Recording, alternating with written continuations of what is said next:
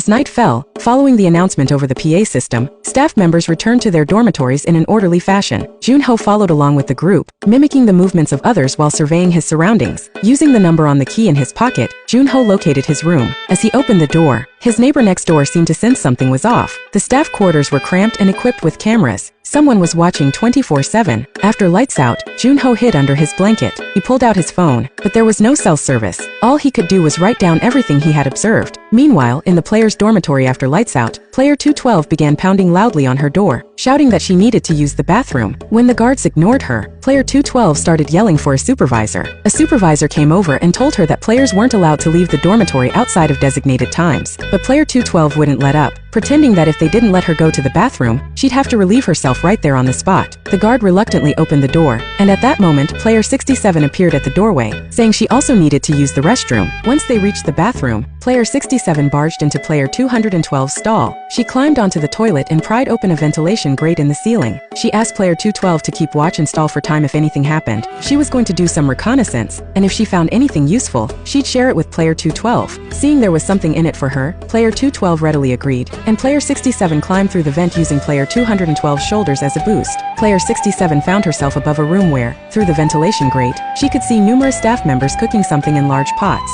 Just then, the guards started getting impatient with them, so player 212 began making a racket, coming up with various excuses to buy more time. The guard was losing his patience. If they didn't come out soon, he was going to barge in. At the last second, player 67 made it back to the bathroom just in time, and they managed to avoid getting caught. Back in the dormitory, player 212 pressed player 67 about what she had seen up there, and their conversation happened to be overheard by Sang-woo, who had woken up.